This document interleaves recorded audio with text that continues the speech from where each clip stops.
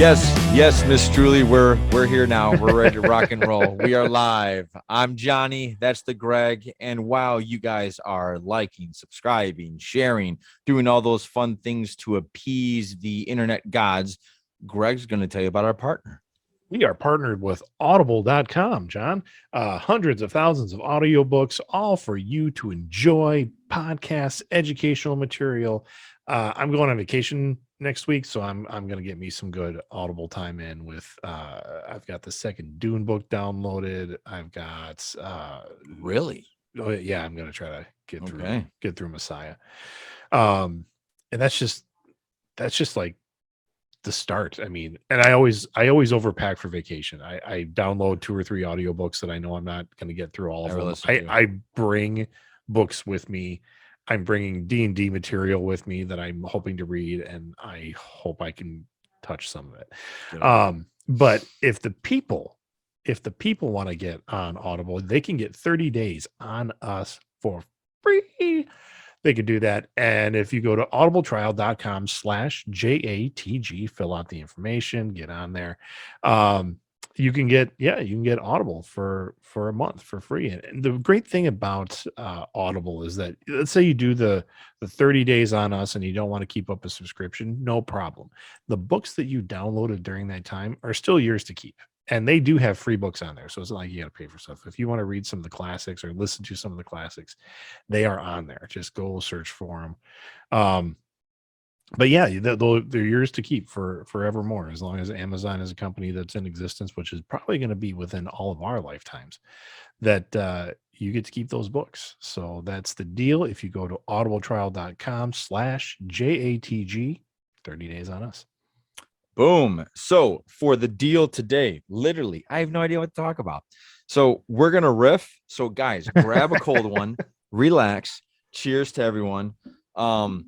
I guess we'll just start off the conversation with, I decided to watch Warcraft again, that movie that came out, and I think it came out in 2016.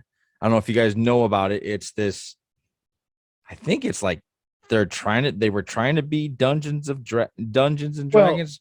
Well, they have a good community, right? The actual war. I'm sorry, I'm getting double audio. I'm trying to get our Facebook feed up. It's interesting because Warcraft in and of itself, yes, it's a fantasy based video game, but the whole deal, it's a video game. Well, yeah, and so like when it started, it was a strategy game. It was hey, Marshall's on. Hey, howdy there, Marshall. It was a strategy game. You built up your armies, you built up your village, and you were either human or orc. And that's then through other like Warcraft 2, they came out with like another species, and then Warcraft 3 and whatever.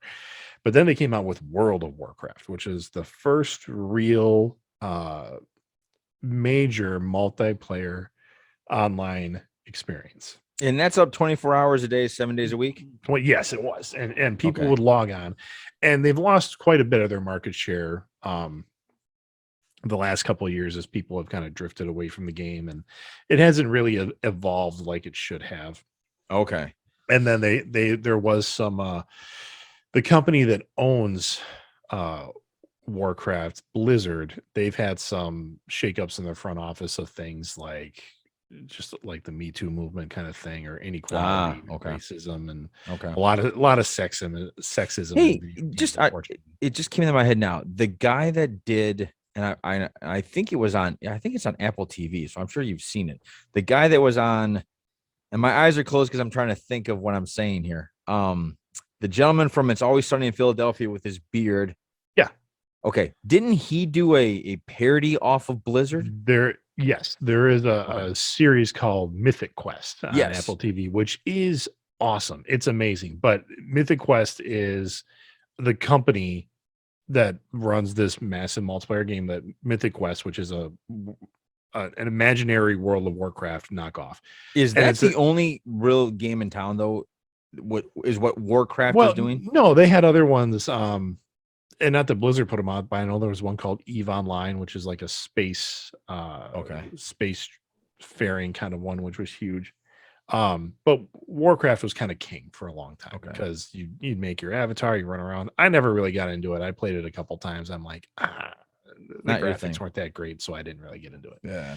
But it's been around. I mean, are we going on 20 years possibly of Warcraft? Wow, really? Yeah, okay. Yeah, and it's especially World of Warcraft. The other Warcraft has been around well over 20 years because I was playing that like pre-college and putting in the cheat codes and stuff like that so I could chop wood faster and everything else. And but they finally got big enough. And this is interesting, and this can lead us to another topic that I was going to bring up today about video games that become movies. And did you see Uncharted? I did not, but my daughter did. And She's not happy. We'll get to there. We'll get there. Oh wow, okay. So so Warcraft, yeah, I mean, big names involved. The animation was tight, and it, the guy, oh shit, what's his name? But from Sons of Anarchy was the male human lead. No, wasn't him. It was the guy from Vikings. You're right. I get them confused. It wasn't Me Charlie too. Hunnam. It wasn't Charlie Hunnam. It was the guy from Vikings. Yeah. Whose name You're talking about the movie now. The movie, yeah, World of Warcraft. Yes. The movie. Okay, yeah. But the point I was making before, Warcraft is a huge property, absolutely huge. Yes. I'm not kidding when I say that's $1 billion property. Okay. And so you think, you got some talent, you got some good script writers. The animation looks good. That it should all come together, right? The animation was fantastic. Yeah, it was. The orcs looked great. Yeah, the special effects, the orcs, all of that looked it looked really good. It looked fantastic, and it was really an actual for the people out there that don't hang out in fantasy world a lot. Your only real ever introduction to an orc is from Lord of the Rings. Correct. Yeah. So different. Yeah. They run their culture different. I mean, they're an intelligent people. They're tribal, but they're still right. People, and when you meet the ones in this Warcraft movie, I kind of felt like they were like Klingons. Yeah. Yeah. Tribal, a violent, nomadic race. Yeah. But they're having marriages and children and right. But that was just interesting to show that there's a human side to their culture. Yeah. The orcs in Lord of the Rings had no humanity. No, I mean, it was they were cannibalistic. They made them as disgusting as they could. Yes. But this World of Warcraft, they're like, I think because it's a race that you could have played, like in the video game. They're like, people actually like the orcs. Yeah. They want to be a part of the horde. Like that's the whole for the horde. I mean, there was merchandising going through on Warcraft for like crazy. Like there was. And I liked it's weird. It was like watching a movie was shit. Yeah. I mean, that's watching a movie going like, wow, everything should be better. Yeah. Like everything looks so cool, but there's no substance behind any of it. I mean, and that's where it comes out of the script. You're still watching it going, even the special effects look good. The magic looked good. Yeah. But the overall script, and if you were to like tell the story of like, okay, so the orcs are coming out of the human plane, they're going to do this, and you kind of talk through it, you're like, that still sounds like a decent movie. Yeah. But it did not. No, it did not go off like it should. I was trying to watch it with a objective eye. Like for those of you that know, for a long time, I didn't turn a blind eye to fantasy, but I don't think I ever gave it an actual. You give it a fair shake. I mean, because it wasn't your genre. I mean, yeah, I was just like, I get it. I love why everybody does it. I mean, I'm sorry. I understand why everybody loves it. I'm just not there, but it's gotten a hold of me lately. And so I'm trying to watch everything fantasy because that Vox Machina was fantastic. Wasn't it so good? Thank you for putting that on or telling me about that. That was fantastic. It was very well done in all aspects. Actually, for the Prime people that are in charge of that are actually listening to this podcast, you guys did a horrible job with the trailer, in my opinion. It seemed like they were making fun of it more than anything. And when you watch it, they kind of sold it as a bit more of a comedy than and it's not. It was that advertising team had just about the easiest job in the world because Vox Machina has a Critical Role in general has a giant following. So anything Okay, so walk me through Critical Role. Do they follow Dungeons and Dragons, or are they inventing their own universe with those rules? yes. So they are playing 5th edition, like Okay. same as what we are. They are playing Yeah. 5th edition, Okay. but everything like Teldore and everything else is Matt Mercer's creation. And So he created another realm. right, but Okay. it became so big that it's been integrated in. Like Wizards of the Coast went, let's talk. I mean, they've got a whole book called Wildmount. Like that's Matt Mercer. Wild and Out. Wildmount. Wildmount. Yeah, Okay. Trials of Wildmount. Yeah. Sounds like a fun time up in the mountains somewhere. It's like Teldore's got a book coming out, a whole source book where you can adventure and go through the spires, and I mean the fire shari, the air shari. I mean, all those, that race is going to be, it's all being integrated in. Right. So okay. So the answer is yes. They are creating their own worlds and their own cities and everything else, but Wizards is partnering with them, and I'm sure because they're so popular. They're insanely popular. Yeah. To all of you out there that do D&D, and when I say D&D, I mean Dungeons and Dragons. For all of you guys out there that do that and have watched this stuff, I'm sorry. This is the one thing I don't get. And I understand why it actually is popular. From what I understand, they're very they are voice actors. Yes. Critical I'm talking about Critical Role on Twitch. Yeah, they stream on Twitch on Thursday nights, and then you can watch replays of it on YouTube. Right. Vox Machina is awesome. Anybody, even if you're not into Dungeons and Dragons, that's actually a really good show just in general. So yeah. There's nothing in there that's so D&D specific that a basic fantasy person can't grasp it. Right. Not only that, it's very, I would think the only thing fantasy in there is a dragon and the giant Grog. That's about it. Everybody else, you could, without knowing much, you could just go as is, like, oh, okay. Yeah, there's vampires and there's zombies and liches and things of that nature. But as a OG D&D player, I'm watching and I'm like, oh, he cast that spell. Okay, he did this. But my kids that also watched it, because they're old enough, they're like just enjoying it. Like they don't know that that's a mage hand that Scanlan keeps casting, right, or anything like that. By the way, it is not for little kids. No, don't let the animation fool you. When we say animation, we're not talking cartoons. Yes, this is just an animated series. Yeah, because these guys are voice actors and they do like half the anime that comes into this country. So that's what they do, and it's a great story of a bunch of nerds that started just,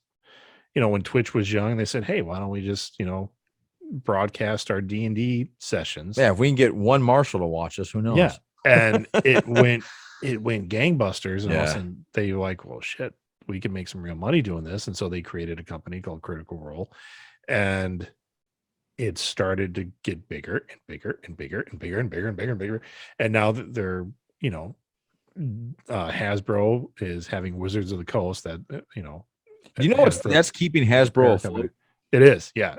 Hasbro, the toy company, bought Wizards of the Coast years ago, and Wizards of the Coast is their biggest earner so far with D&D and Magic the Gathering and the board games that they also produce. And so what I'm getting at is that Critical Role became so big that they put out a Kickstarter for an animated series. Like, it'd be cool if we could do an animated series. We're hoping to get, and I may be wrong on my numbers here, but they were hoping to get, I want to say like 3 million to do an animated series. And if you go back and watch their old opening sequence, I think it was going to be in that style of animation. They got like almost 12 million in a very short amount of time. Wow. And they went, oh, we could do a much bigger show. And so then the show got delayed a little bit as they redid their plans. But and that's how we got Vox Machina. That was, I can picture the first 2 episodes, or the one where they're the first 2 episodes. I can see that was their idea at first. Yeah. Well, and not even that. I mean, they produced the whole thing and I think screened it for Amazon Prime, and Prime's like, yeah, we want that. And Yeah, we'll so take that. Prime broadcast it. I don't know if they bought it, but they broadcast it, and I really hope there's a season 2 because Yeah, me too. I heard it it's really good. It's really good. I was very pleasantly surprised with it Yeah. with it all. it ends up, if you're a fan of fantasy, and if you're a fan of adult fantasy, meaning like PG-13 to rated R kind of fantasy, this is right up your alley. Dare I say, if you're even not a fan of fantasy, if you were to watch this and think to yourself, Guardians of the Galaxy meets Dungeons and Dragons, I Yeah. think you would that this could open you up to going, all right, what is this Dungeons and Dragons thing? I heard my little geeky brother over there playing it with his friends. Now, what is this? Well, and that's the part of the amazing thing about D&D is like that, going back for decades, it was for nerds only. Like Yeah. you had to seek it out. If you were playing D&D, like I started playing D&D in high school. I got my first player's handbook. I was 14 or 15, and a guy gave it to me because he was done playing. He's like, here, you can have mine. I Yeah. really wish I would have held on to it.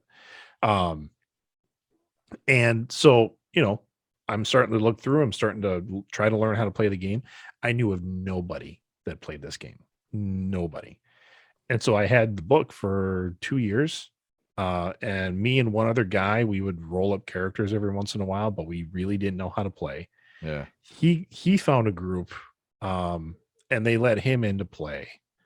And again, we're high school kids, and so then he's playing with a bunch of like mid 20 to early 30-year-olds. Okay.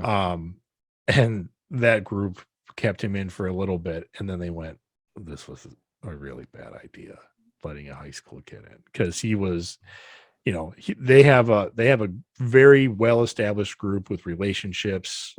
Okay. And everything kind of played out, and they let in this high school kid who's coming in playing a minotaur and kills everything on sight without even really thinking about it, and just really kind of broke their game. And they went, that's not a good idea.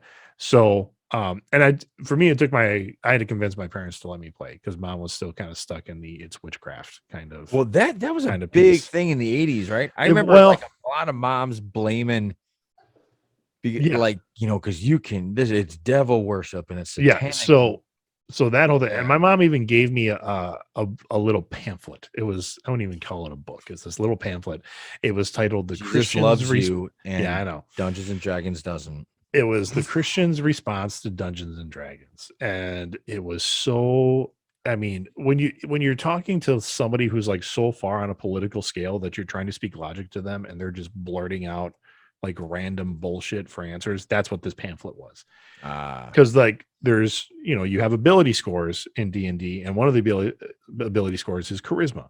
And so the book was like, they use charisma as part of a natural ability, much like Adolf Hitler had charisma when he took over Germany. And I'm like, I'm reading this, and again, I'm Is like, that for real? Or are you it is. No, this is no. Wow. This was printed in the book. I remember reading it going, what the fuck is this?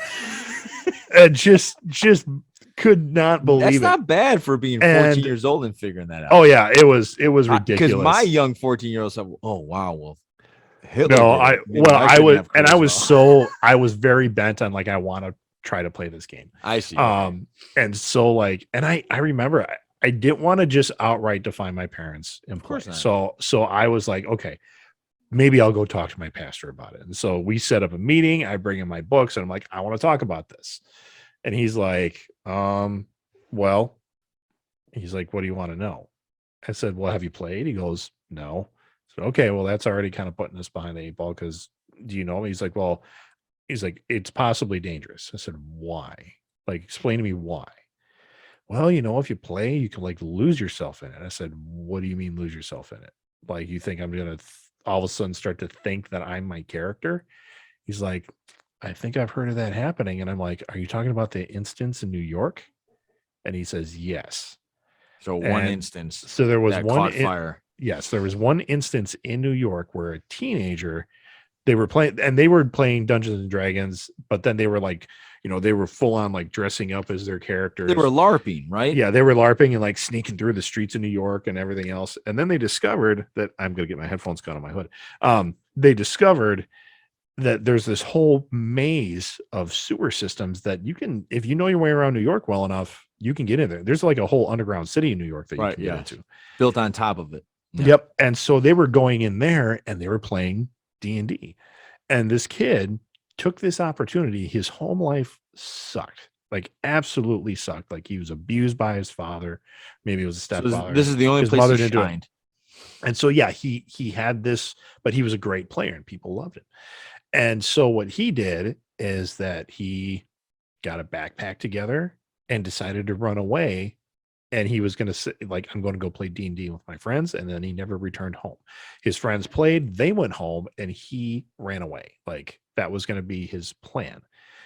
During that, I mean, the sub-levels beneath New York City, it's like some of them are like stories. Like, entire buildings are underneath there. Yeah. And so he, I don't know if it was his flashlight went dead, whatever. He misstepped and he fell about 70 feet down this sewer line and died. And so the media went nuts and said, teen dies playing Dungeons and Dragons. Right. Like, yeah, it makes sense. Not what happened. They could have been playing flashlight tag down there. And exactly. It could have been anything, but they just, and just like, a relatable thing would be when Columbine happened when we were in college and they went, these boys play video games, must be the video games. Well, not only that, it was the Matrix was bad because they had trench coats. Correct. Yep. Yes. So the media was trying to force those connections and like extremists, were trying to force those connections for something they didn't like. Yeah. And so it kind of caught fire. And that's when people are like, Dungeons and Dragons is bad. And I'm like, and then eventually, I went through the process and then my mom eventually they gave and they said, well, let's try. And they saw me, so the guy that I was rolling up characters with, he's like, well, I can try to run a game. I'm like, okay. So we're up at this cabin, in Stoughton, Wisconsin. In the woods? No. And like our whole families that were there, we're surrounded and we're sitting at the dining room. You didn't come across a Necronomicon or something like that? We did not. And we're like, we're rolling dice and I've got my character sheet out and I'm erasing stuff. And mom looks and goes, this is it. yeah, this is it, Mom. She's like, okay. And then she walks away. Where's the pentagons? Where's the seances? Yeah, where's the pentagrams? Where's the chanting? I mean, it was all of that. And when she really saw what it was, which is a couple chubby nerds rolling dice, she was like, oh, you got him. Yeah. Going natural 20, and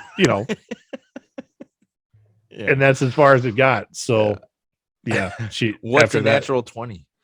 That's a critical hit. Oh, okay. Yeah. That just means like, okay, that's the it means you can get. It's the best you can get on a 20-sided die. It's the best roll you can get. It's an automatic success. Okay. So we're just and we're playing, and it's not like my friend was running the game very well, but we had a little skirmish thing happening where we're like killing goblins or something like that. And he's trying to describe a scene and mom's going, this is dumb, and walked away. I mean, right. Yeah. She's like, I have nothing to worry about here. Yep. And it was history after that. Yeah. So. Interesting. But and yes, we are bouncing around, folks, because we don't really have an agenda. We don't have a subject. If you guys want to give us a subject, throw it in the comment put some box. questions in there. Yeah. Get after it. Now's the time to ask Johnny anything. But in the past, what I would say, like 2 months, you've come into D&D, like something peaked. What was it that like got your curiosity up? Just if I'm being 100% honest, I like to write stories, and Doctor Strange got me into it. So okay. I'm a big Doctor Strange fan. In fact, I always kind of liked him, but I didn't know him, and I didn't really care enough to pick up a comic book and read about him. But what really piqued my interest was MCU Doctor Strange. I was like, this is really cool. So I was trying to write one of my stories, and I was trying to figure out, okay, how does magic work? And let me just read some of these. And so I typed up types of magic, and I came across the 8 schools in D&D. Yeah. And I started reading those. I'm like, okay, there's something here. Okay, for me to understand more about this, I'm gonna have to join a game with Greg. That way, I'll figure it out. Mhm. And that's when I called you up, and I was like, "Hey, got a D&D question for you." And you probably just about dropped everything and was like, "What?" Well, yeah, initially I'm like, what in the world would he want to ask me about D&D? Did he mean TNT or something? Yeah, I really thought, I'm like, what's that? Yeah, and then I decided to drop in, hang out with a couple with your group and see what it was about, and But now you're playing. it's still confusing as shit though, because I see other like other players that are way more experienced in this. They're doing all these things I didn't know you had to. I thought you have to have a turn before you can roll, and I thought you have to. Sometimes people roll and they use different roll dice, and sometimes they use like Sure. yeah. And I'm like, what? How did he go 4 times in a row? I don't understand it. Oh, Like so the different my action was just okay. I floated on to the next guy, and then he decides to do a somersault, do a flip, then throw up 36 punches, then throw 36 kicks, and then throw something else. And I was like, how the hell did he do all that? Like I yeah. just floated.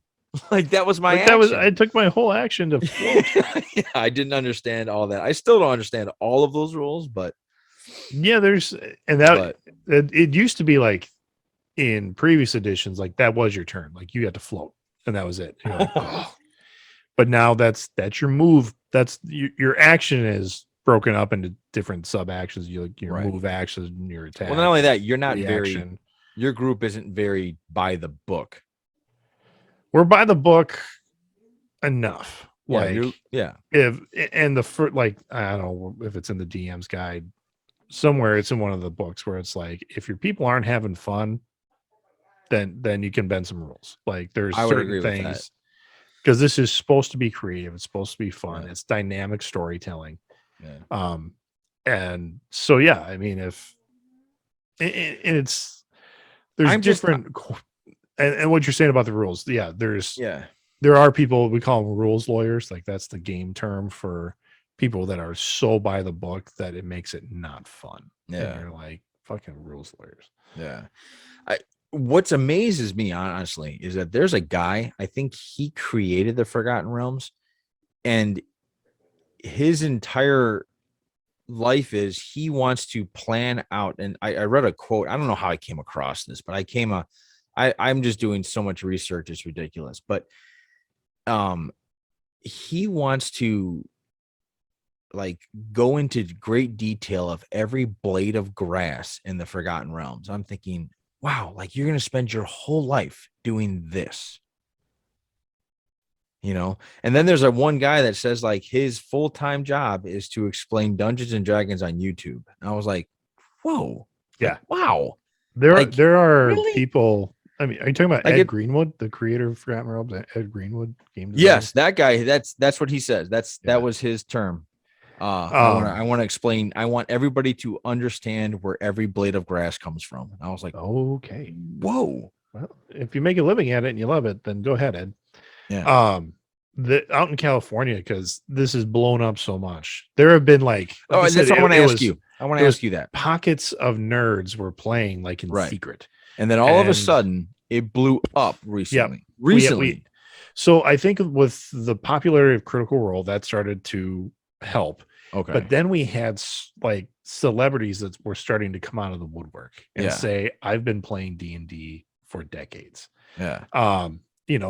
I think one of the first ones was Robin Williams was like, he was a longtime comic book nerd and D&D player. Can you imagine him and Belushi doing this? Oh my gosh. Can you imagine that table? No, I can't, because from what I understand, Robin was like a serious gamer. Like he took it very seriously, like had his backstory, had his characters like persona. No, that's what I'm saying. Like, have you ever watched that man? Like, no. I mean, like if he was a bard, I would think it would just be constant chaos because you couldn't control it. But I don't think he played those kind of. He was like serious wizards and thieves and rogues and rogues. But then like Joe Manganiello from Magic Mike and True Blood, like he was first thing I ever saw him in was he was the first Flash Thompson and Sam Raimi's Spider-Man. Right. But He's a big boy. He's a good looking dude, Yep. and he's a giant nerd. He's married to Sofia Vergara. Do you find okay? Obviously, physically, she's very eye appealing, but I know where you're going. I Can't I watch her. no, I can't stand the way she talks, and now I think her accent has become a caricature of her, like to where she has to, Do that the whole time. yeah, to get Like, a she laugh, can't. like Yeah. like she can't just talk regularly. It has to be and just go completely Into that. exaggerate the accent more than You it know, really needs to be I exaggerated. don't think I've ever seen her on like interviews or stuff like that because I don't watch daytime TV. But I yeah, mean, maybe she does that. Maybe she doesn't. yeah, You're right though. She I'm is a just beautiful saying, woman. Joe, I get it physically. I get it.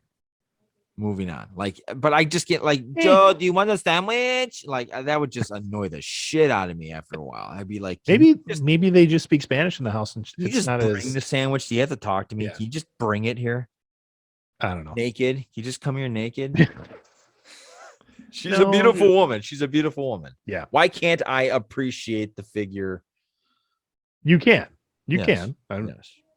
Anyway, That's his wife. so that's his wife. That's Yeah. who he's married to. This Yes. giant nerd is married to that woman. He created a full-on D&D room in the basement of his house. It was an old wine cellar that she was going to turn into a yoga studio. And he's like, and no. he went, no, I got a better idea. I got a And way he better made idea. that his celebrity D&D room We're gonna where put an he's had axe over he's here. got professional wrestlers, you know, other famous people, Jack Black. Yeah. Uh, Also, I think a talk show lot of hosts. the I mean, party they from just get True into it. Blood probably got into it Yeah, because like, Anne is her name, Anne Warhol or something like that. Is that her name? oh yes, The redhead yep, from and True Blood. yeah, she's like a celebrity DM. Like she Yes. runs a fantastic game. I hear. And so yeah, I mean, and all these actors that I think played anyway started to be like, oh yeah, no, I play. You play? Oh yeah, I play. And so they started to have like these other celebrity D&D nights, and then it got to be like cool. Like fans of theirs went, well, maybe I want to try this D&D thing. And then 5th edition came out, and it all of a sudden became much more accessible. Do you think boom, it just hit? Do you think it had a lot to do with the fact that that maybe Marvel brought all the nerds? A little like, bit, yeah. You know what I mean? Like everybody was hit like, at hey, the right Iron time. Man's actually a really good movie. Like, yeah.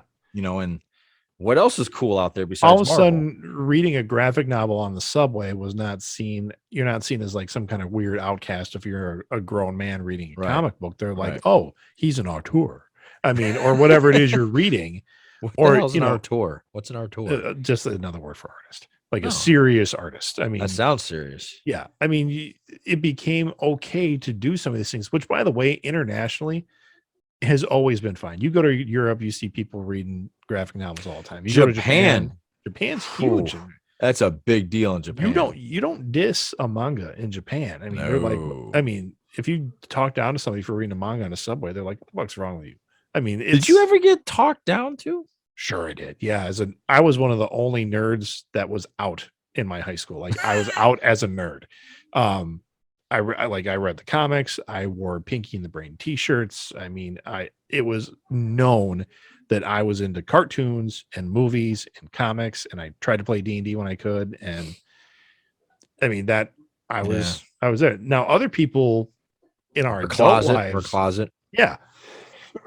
Other people that I knew in high school because I went to a small high school. Yeah, but I didn't know that they were doing these things because they were doing it off on their own. Listen to what we're talking about. I know they're sounding like if you're like you're in the closet because of your sexuality or something. It was, but it was, but you're right though. That's how it was. I remember how it was specifically. And this was in the early to mid 90s, and it was worse in the 80s. Like it was worse in the 80s. If people knew you were playing D&D in the 80s, like you could be bullied, you could be beat up. They had cool toys in the 80s though of them. Yeah, they did. Yeah. I remember I collected a guy. He had a blue helmet on with like a fin. Oh yeah, they were like fins. I think that's Lord Azeroth is his name. Yeah, and it was weird. He dressed weird because he had one leg that was totally covered, one leg was not covered. It was weird. Yeah, I always thought that it weird. was like a part of his costume, like chainmail or something. Yeah, and then they had a knight. I think his name was Steelheart.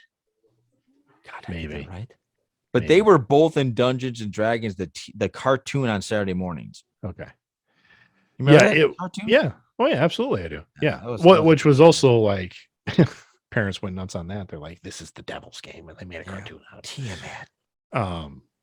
it. Now that it's big and it's like Stranger Things, they're playing D&D, and that all of a sudden kids. Well, they named the monsters after him. They named the monsters after him. The Demogorgon was a totally D&D reference. So is the Mind Flayer. So my kids were watching that. They're like, Dad plays D&D. Can we play D&D? Yeah, we can. And we started to do family night games, and we've done a couple of those. Yeah. How those go? Cool. It's a stretch as a dad trying to run a game. Yeah. And that's where that you bend the rules that can be bent for the fun of the group. Yep. Because they're just doing their thing, man. I actually give you and your other friend a lot of credit, and I give a lot of credit to the people. Now they're okay. For those of you that don't know what we're still talking about, D&D, there is a guy that controls and sets up the scene and controls the maps. He's the storyteller. He's the storyteller, but it's more than storytelling because it's forward thinking.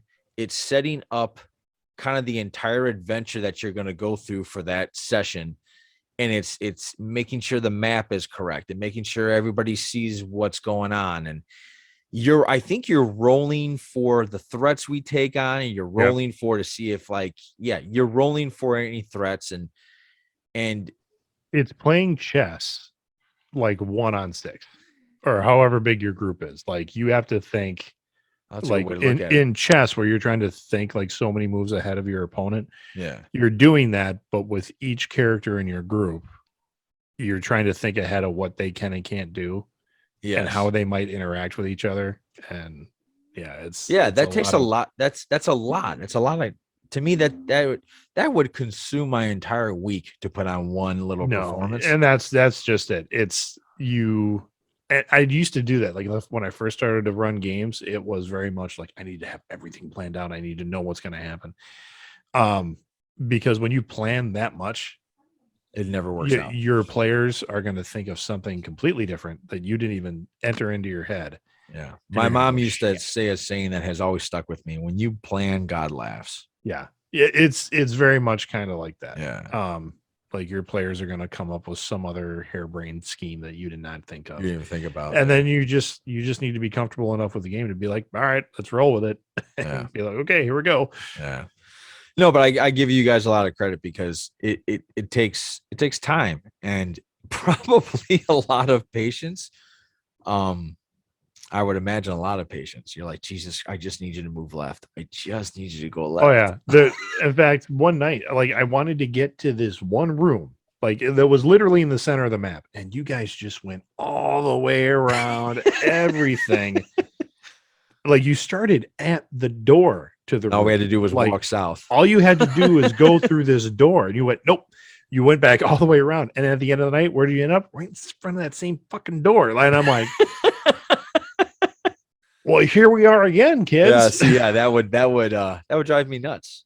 That would make me go, and all of a sudden you hear, middle of the room, go this way. Who said that? I did. Go this way. Yeah. Yeah. Good times. So far though, I think it's an easy transition into your group. I don't think I thought there was actually going to be some sort of a don't talk to the new guy. Let him earn his stripes. Like we're gonna there would be some sort of a let him earn his stripes. Don't do this or don't do that or whatever his name is. Let's mispronounce it several hundred times. No, and let this be known for anybody that ever wants to get into a D&D group. Like I would say 90% or maybe even 95% of the groups they want you to come in. They want you to game. That like they will teach you the game, and you're like, well, I don't have any dice. Trust me, we have plenty. Yeah. Well, I don't Well, want you to. only need digital dice now. You don't really You're need right, dice and anymore. like you're right. We play online because we're all to the four corners of the winds. Right. But if we were live at a table, which I hope to do someday, like get the group together and put us. Tony has my figurine all ready for me. Nice. Yeah. You know, doing that adds a different element to it when we're all sitting there with our pencil and paper and we're actually rolling the dice and stuff like that. But What do you need the pencil and paper for? that's your character sheet, and then you're keeping notes on what's happening. So if you You take mean a I'd hit, have to print it out too?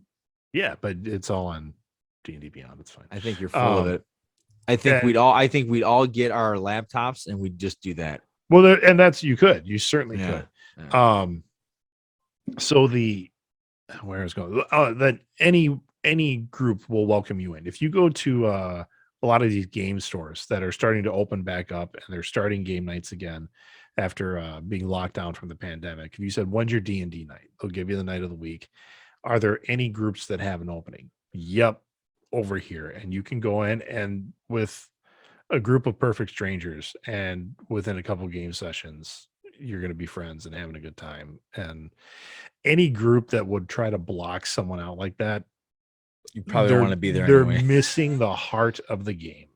So what's the heart of the game? It's socializing. It's fun. Socializing. It's having adventures with your friends, and you know, in a realm that we can't physically do. And that's what it is. I mean, it's all about the camaraderie of setting a goal together and being able to accomplish it. Now we had on I would say a few months back, two guys that actually put on knight armor and they go out and they fight each other. Yes. Yeah. Have you ever wanted to do like a live action, like that level? No, a step down from that. I think they call it LARPing. Well, yeah. I mean, because every time I'm gonna play a game with you guys, my wife says, so are you LARPing tonight? I'm like, no, haven't done that yet at all, ever. No. I've done a couple LARPs actually in my day. Okay. Is there a big stigma that is like, yes, are the Dungeons and Dragons people like, okay, LARPers, you guys are a little bit, a little too far? There was a game, it's not in the D&D world, called Vampire the Masquerade, and it was very much built around a LARP system. And did you wear teeth, Greg? No, I did not. Okay. I went for 2 years a friend of mine in college. So, I mean, we were in college when I did this. Stevens Point used to have the University of Stevens Point had a gaming convention, a small local gaming convention. And on, I think, Saturday night, that was really popular for a while. There was a vampire LARP up there. Their gaming group has been around for a long time. No, I'm talking about the Masquerade, the vampire. Oh yeah, that was a role-playing game. That was popular for all the goth kids. Really got into that one because it was like, oh yes, vampires being all dark and spooky and stuff. I get to be all Eric Summerzor now. But what I really liked is that in this game they had like all your stereotypical vampires were like different clans. So you had like the crazy ones, and they were like one clan, and then you had the very refined and business type, or that was a different clan, and then you had just like the normal folk, and they were a different clan. And so I went up there and twice, so I did it 2 years in a row, and that felt a little awkward. Like I'm walking around their university center. One year I did go in costume. I was a lumberjack vampire, so I was wearing like a lumberjack vampire. So I had the work gloves, the plaid shirt. Shit! You just walked around with an axe? And no, not an axe. They didn't allow me to do that. Yeah, no kidding. But I'd put on a bad Canadian accent, and I just started walking around. And God, good for you if you pulled this shit. How long did you stay in character? I don't know, for 4 to 6 hours, however long the game was. I don't really remember. Were you drinking? We did drink a little, yeah. I would think you'd have to. But the other thing was like, and it was like at the university center, so they had different rooms were supposed to be like, okay, this room is the nightclub, and this room is actually a park, and this room is a museum.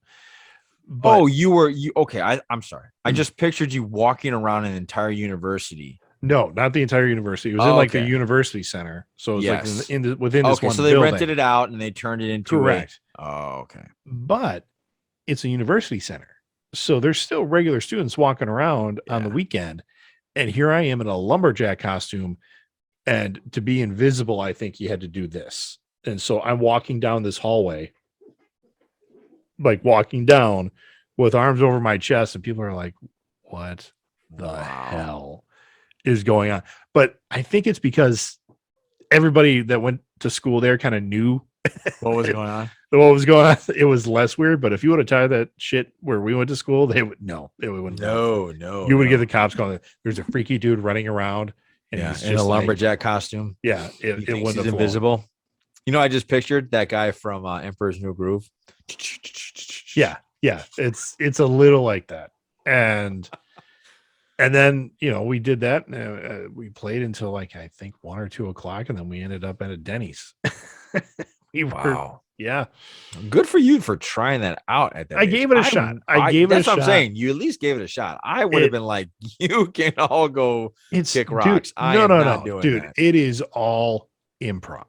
That is really what it was. Like if you wanted, it was like anybody take it too far? Not that I ever saw. Shit, you really think you're a vampire? Nope. I didn't see anybody do that. Maybe I had heard a story or two of somebody like, that there was a dude that did, but there was a guy super talented. He, whatever clan he played, he spoke in verse, and this is improv. What do you mean? So he would rhyme. I mean, not like rap rhyming, like Roadblock. Yes, G.I. Joe. A little bit, not as cheesy. Okay, but he was doing like full on Shakespearean, in pentameter. Good for him.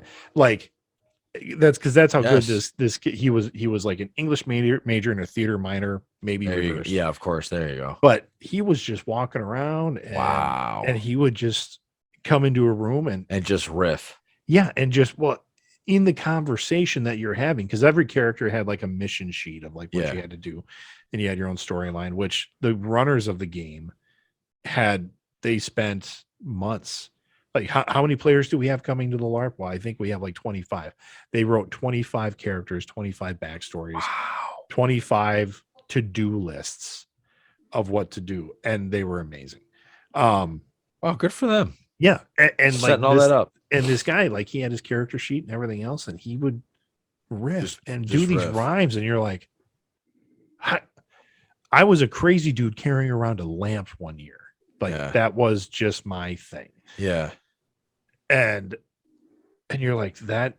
Who did you do this? Nothing. Did you do this for like a girl up there or something? Like, did you? Well, okay. So my friend Ian, who grew up, we went to high school together. Yeah. Same town. He went to Stevens Point, and I heard about this gaming convention. I'm like, that sounds pretty cool. He's like, it is cool.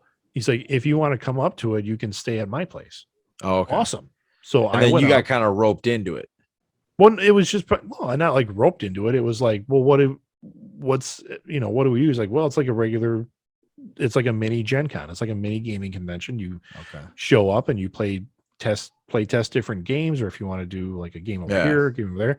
But Saturday night, there's this event, and he's like, the way it works is from like this time to this time is the game. And then usually we end up at Denny's afterward talking about the game and getting food. I'm like, I'm just here for Denny's. I'm like, cool, man. Let's do that. So, all right. Interesting. Yeah. And I knew nothing about the game. Like other than I knew of its existence. I knew nothing of the rules. And I think at one point I totally threw off the game master because he's like, okay, why? And he's like, and like we all had name badges on it. If you wanted to talk out of character, you would cover up your name badge. Oh, he literally grabbed my hand and put it on my chest. He's like, what were you thinking? Like, what? He's like, I don't know what's going through your head with this. I'm like, I don't know what the fuck I'm doing. Oh. And he's like, he goes, what do you mean? I said, I've never played this game before. I don't know what I'm doing. I'm just like making this up as I go along. He's like, okay, got it. Yeah. So that he gave me like a quick crash course, because I'm like, we're all vampires. I'm just talking, and he's like, are you like out in public saying that? I'm like, yeah. Are we not supposed to We're do it? not He's doing like, that. no, it's like a hidden society kind of thing. I'm like, well, but I'm playing the crazy guy, so Yeah. it didn't matter. All right. It was fun. Yeah. We're gonna transition. I was gonna say it's been about an hour. What else you want to Yeah. talk about? No, I wanted to talk about like I don't think there's Uncharted came out this weekend? Yeah. Yes, Uncharted. There we What go. did your daughter think of? So yeah, I talked to her real quick, her review, and I knew the reviews were coming in as very negative. And she wore her Tom Holland heart shirt to the movie. Yeah. I was like, what'd you think of it? She went, it was not good. Like she's like, but it had Tom Holland in it, so it wasn't like So no totally sequel? bad. No sequel's coming? Oh, she said it was a terrible film. Like just Really? straight up, yeah. Like I heard it was entertaining. no, she was not. No, okay. She's like at one point in the film, I guess he breaks the fourth wall a couple times. Oh no. And she's like, oh, this is terrible. Like she's like, Tom was great because Tom's always great. But Well, first off, he is fantastic. Like he's a really good actor. He really is. He is. But when I think about like other movies that he's been in that I've really liked, other than Spider-Man, yeah. Oh, you can't think of one? not really. Like not a lot that I can go. That was he was great in a film. really good movie, but it was really heavy drama. So he was in one called Cherry, which I That's didn't not really the one. like that much. That's not the And one. then he was another one called Devil All the Time. Yes, that was the one. Didn't really like that one much. No, I didn't say it was a good movie. I mean, it's No. a heavy Oh, yeah, drama. and film, but heavy he heavy did drama. really well in it. He did. He acted well, is all I'm saying. I'm not, and that's what just said. I'm not saying he's better. I think right. you had some pretty decent actors and Mark Wahlberg in this movie. But if the script is shit, what are you going to do? Like they did the best they could with a shitty script. And it just comes down to, it was another shitty video game movie that they put on screen. Okay, what's the best video game movie? I ever? don't know. I mean, Is there one? Is there one? Not Why yet. can't people get that? Why can't I don't people get know. that? I don't know what the problem is. I mean, Well, The there's last one one- coming out. What, in Prime or is it HBO? The Last of Us. yeah, that like there's a pretty good shot at that being At that good. one, at that being good. Well, because that game itself Laura Croft. could already win an Oscar. No, Laura Croft was a No, terrible no, no, film. no, no, no, no. I'm saying that might be the best Oh, sure. video game. No, they did do that movie, didn't they? That's not a great movie either. Like they're all like, like they're either or they're terrible. Like there's no like Mortal Kombat came out a couple of years ago or like a year ago, and we were all like, oh, this could be good, this could be good, and we watched it and went. The first one was. Oh, shut up, Matt. No. I'm not. No, gonna, no. I'm gonna be Matt- honest. The first one was good, but when you watch it again, it's not. What? The first Mortal Kombat that ever Oh. came out. The dun dun dun. No, dun, yeah, dun, no, dun, that was dun, still a dun. bad movie. Matt's on here saying Sonic and Detective Pokemon. No, those are not good films. I'm sorry, Matt. They're not good. Detective Pokemon. I didn't even know that's a movie. It came out. Hey, wait, is that with Ryan Reynolds? Ryan as Reynolds does the Pikachu? voice. Yeah. And you watched it, and I was like, oh my God. Okay. But at the same time, I'm not the audience for that. My son liked it. I couldn't bring myself to watch Sonic. Cousin Clay says The Witcher. Oh, Kind of. The Witcher was a whole series of novels before yeah, it was a video novel game. before it was a video game. That's right. So that's right. I don't know if you say that the Witcher series is based. It's more based No. on the books. No, than it yeah, is the yeah, video it's game. absolutely the books. Yes, you can't say it's So I'm not going to put that in the video no, game. no. I know people that would, but I'm not going to. No, Matt, Hitman was not a good movie. Agent 47. Is he Timothy just giving Oliphant. us video games? Yeah, he's giving us video game movies. And I'm like, no, that was a shit movie too. It wasn't good. That was really horrible, Hitman. Yeah. That was I mean, consistently. horrendous. You know, was probably okay. Let's have this one. But here's the thing. Assassin's Creed. What was the worst? Oh, Was it Assassin's Creed. Assassin's Oh, that was Was so that bad. the worst I don't know. video game movie of all? Well, you got to go back to the first bad video game movie. Are the Resident Evil franchises the best ones? At least maybe the first one. First couple weren't. How many have you terrible. seen? How many have you seen? I've seen a lot of them. I've seen all of them. Oh, I didn't see this latest one. I couldn't bring myself. Oh no, I didn't see that either. You're right. There's a new one. The Raccoon City. Yeah, I didn't see that one. Can't. Bring I saw everyone with the Alice character. Yeah, and Mila Jovovich. Yeah, and I think the first two weren't terrible. They weren't great, but maybe I keep like it the on. Las Vegas one. Maybe when you're folding laundry, you can keep that one on. Yeah, I mean that's kind of the maybe. But okay, so that's Cousin Clay says, there's the new Halo series coming out on Paramount Plus, which I did not know about that. Okay, looks pretty good. Does it? Well, in that a trailer looks good because that's the trailer guy's job is to make it look good. Right. But will it be good? I don't know. Yeah.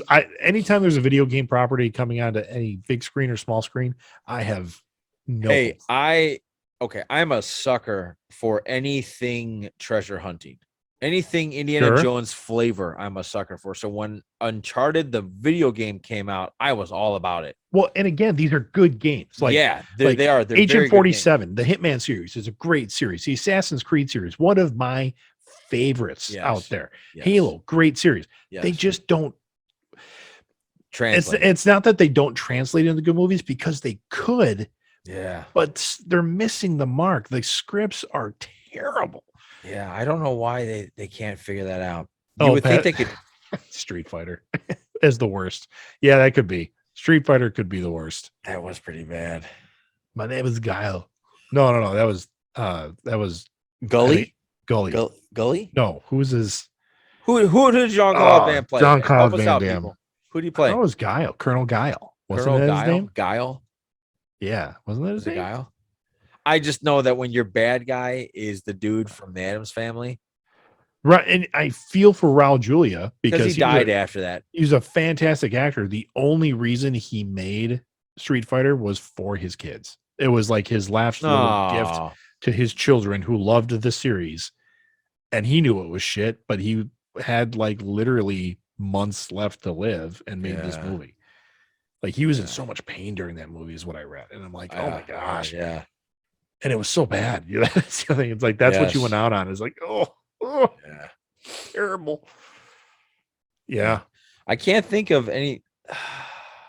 I heard that Uncharted was good for what it is. I guess not. Huh? I haven't seen one good review. Oh, really? And that's just me reading. My personal belief is because Wahlberg fucked it up. Wahlberg is terrible for that role. He's nowhere near. No, he's what not. That should be. No, not at all. It should have been the dude from Indiana Jones, Ray Winston. Hey, Darren. Good looking at you, buddy. Darren's on. Hafford. Yeah, Hafford's on. Yeah, it should be. Oh, who'd you say the Winstone? Ray Winston. Yeah, Ray Winston. Yes, he should have been Sully. Winston. He should absolutely. He should have. Yeah, absolutely. Or even the dude they have in the trailer, who comes out like I think they're on the plane. And he's like, "Oh, going to give you a good Scottish welcome." I mean, that. Yeah. And Tom Holland's like, "What? What? That actor looked the part, sounded the part. He should have been." No, he didn't sound the part. Yeah, that dude's Sully's not Scottish. He's not. Oh, I thought he was. No, okay. He's just but some even vagabond guy. I know what you're saying. Even still, he looked the part more than Wahlberg. Yeah. Okay, so our review for something we haven't seen is. It's not that good. This being said, am I going to watch it when I can watch it? I'm going to watch it. Paramount Plus, probably. I'm totally going to watch it. I will watch it and then halfway through go, oh my God, this is terrible. You know what I did watch this weekend? Yeah. Oh, Cousin Clay just brought up Doom with The Rock. Oh, that was horrendous. So bad. That was really bad. What about Super Mario Brothers? Yeah. I actually remember walking out of that theater going, it's not bad. But that's just it. We trick ourselves into thinking it's a good movie. Yes. Yeah. It's like the last Transformers film. You so want to like it. You're like, it's Transformers. It's going to be good. It can't be all bad because it's Transformers. Oh, no. And then you think about it. You're like, I checked out after. Yeah. I checked out after the second. I fell asleep in the theater. Like we did the full, like gonna go see it as a, it is my dream event, but it was so bad. Yeah. It is my dream to have Michael Bay film me turning around one time. Just turning around with doves in the background. Yeah, just no, I don't have to have doves, but I have to have that cool music and how he has that he makes it's like an action pose. It's like Yeah. and Everything- the camera's and this is the camera, people, and the camera's just going upshot. like it's just going like that and goes around and comes back. Yeah. It's like his own version of dramatic Matrix or Yeah. what's a bullet time. Yeah. Yeah. Yeah. Bad Boys. Yeah. Bad Boy shot. God, I just need him to do that one time. Hafford, catch up, buddy. He said, "Dude, where's my car?" We're talking about bad video game movies.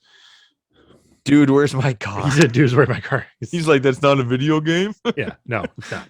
No, you're out, buddy. All right. The movie I watched though on HBO Max this weekend was Kingsman. Yeah. Like the last one. Yeah, that wasn't. They failed on that one. Okay, too. good. I was like, where are you going with this? No, they failed on that one. That was So Matt got that as a late arrival a couple weeks ago, and Chris and I did a date night with it, and it was one of those like we hadn't been out just the two of us in a while. Yeah. So we did dinner, we get to the movie, we sit down, and I really enjoyed the first Kingsman movie. Yes. I kind of enjoyed the second one. I did not. I thought it missed a couple marks, but I could see where they were going with it, and I was really excited for this one. Like the World War I, like how the Kingsmen formed and everything else. Yeah, that is barely in the movie. Like it really is. I think that film was the Kingsman was a different film that they had a complete script for, and it wasn't really working out. And so they said, well, why don't we make this a tie-in to what's his name? The director, Matt something. Matt Vaughn. Why don't we put those into Matthew Vaughn's other films? Like, and we'll do a tie-in with it. And they went, yeah, okay, that'll work. Oh, it didn't work. Yeah, I think Ursula and I were watching it, and I kept looking at Ursula, going, like, what's going on here? Like, why are we just doing this stuff? Like, I don't understand what's going on. But yeah, no, it was. You know what's funny though? They lost me. When Archduke Ferdinand got killed, Ursula goes, spoiler alert. Yeah. No, but she was like, she's like, she said something to where I forgot what she said, but I looked at her, I go, that really happened. And she goes, what? I go, yeah, that's like what started World War I. And she goes, that guy did? I'm like, well, not him specifically, but the Archduke Ferdinand. Yeah. That assassination. Yeah, that assassination. And she goes, is that how it happened? I go, I don't think it happened like that. Maybe it did. Precisely. I'm not sure. But somebody did climb. I believe someone did climb up in their car and shoot him. Yeah. But no, when they went to Russia and that was Rasputin. That was so weird. Leg, and you're like, what the shit is happening? I didn't understand that either. I was like, what is he fake? Oh no, he's really into this. He's doing some kind of like Russian mysticism. Yeah. Oh, it was so off. And but I did appreciate how every attempt they had at trying to kill him didn't work, just like the legend of him. Yeah, right. Yeah. Of Rasputin. Yeah. So such a missed opportunity. No, yeah, it was a missed opportunity. It could have been a lot better. I've always enjoyed their fight scenes. Yeah, I did. I've always enjoyed it, and I like. Too. I think some of that them whole mark. That whole idea of the tall mountain where the goats are, and the bad guys hanging up at the mountain up there. You know, I like the idea. I mean, the one great thing about that film, and he wasn't in it nearly enough, was the African actor from who Gladiator. plays Shola. Yeah. Eventually Merlin. Yes. And is it Desmond Hinshu? I think you're right. I think I you're can right. never say his name. You'd be closer than I would if I tried. But that was amazing. Yeah. I mean, that dude's like in his like late 50s. Is and he? they got one scene where he like takes his shirt off. You're like, damn, that dude is still fit. Yeah. Like he looks better like now than so he is did Idris Elba. So is Idris Elba. Yeah. Yeah. I don't know. Something about British actors, I guess. But yeah. Darren is just going off like naming all the shitty movies that you guys watched together. So he's going on. Well, he's got the Dude, Where's My Car story. Yes. Oh, you guys saw that together. Battlefield Earth. Oh yeah. Terrible. That was tragic. I think maybe Darren's trying to make a pitch to be on the show where we just talk about shitty movies. Is that what you're doing here, Darren? You want to come back on the show and talk about bad movies? Yeah. That would be kind of fun. Get a decent group of people together. He gave a thumbs up. That would be fun. I do want to get Darren on a show with Ken, and because Ken's been on with us a couple times. Oh, speaking of Ken, another Star Trek is coming out with all the same group. Oh yeah, we saw that. Yeah. Oh, Darren brings up Matrix 4. Did you watch that?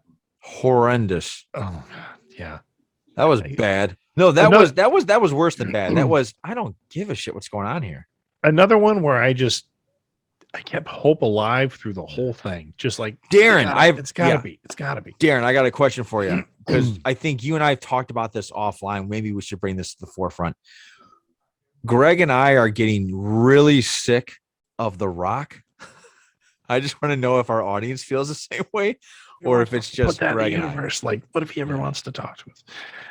Maybe that'll get him to talk to us. We're also getting a little tired of Ryan Reynolds and his. It's an oversaturation, is what it is. Yes. Like just the dudes everywhere you turn. Yeah. So does Ryan Reynolds. Yes. Like everywhere you turn, they've got their hands on a project, or it's another commercial or something. Right. I think rock fatigue. That's a better word. Yeah. We're getting rock fatigue. Yes. Just every five, like right when he was on the Super, he goes, ladies. And I was like, oh shit. Yeah, well, he goes, ladies, and I'm like, this fucking guy. I mean, just I'm agree. Like, go home. Like, just take a break. Go home. Just enjoy your kids and your family for at least 3 hours. Yeah. It's okay. I don't need another inspirational speech. Yeah. By the way, I was not a fan of what he wore. Tequila ad. Oh, his I don't know what that was. It felt like something out of that wine color would have wore. That's what it seemed like. Yeah, probably. I was like, oh, that's Slater when he's old enough. What if they did a Saved by the Bell with The Rock like a Saturday Night Live sketch? Oh, is already a Saturday? Oh no, I'm saying it could be. Like, we're giving them ideas now. But yeah, and then get the guy from Jack Reacher to play Zach Morris. Zach Morris having that would be hilarious. Yeah, get Jack Black to play Screech. And Elizabeth Berkley would still be Kelly. She'd still not be Kelly. Yeah. Not Kelly. Jesse. She would still be Jesse. I'm so excited. And on that note, let's call it, because we're gonna start getting silly. All right, guys, take us out, Greg. Oh well, hurry up before Darren starts dropping more movies. Well, first off, tune in next week where Johnny and I are actually going to be in the same room live, trying to maybe convince our wives like to sit on one side and like that they won't go on camera, but they could be on the other side of the mic and we just hear their voices and then they tell us how wonderful we are. Yeah. So as you're going through your week, it's going to be my longest week in existence because I'm on vacation the following week. So that's just going to drag out. How it works. While I'm doing that, I'm going to remember to check my sources and where I'm getting my information from. And I'm going to remember who I'm talking to so I don't want to offend them. I'm going to, respect how people communicate. And while I'm doing all that, I'm going to try really hard to not be a douche. There you go. So for the Greg, this is Johnny saying thank you very much. Podcast out. Take care, everybody. Good night, guys. See ya.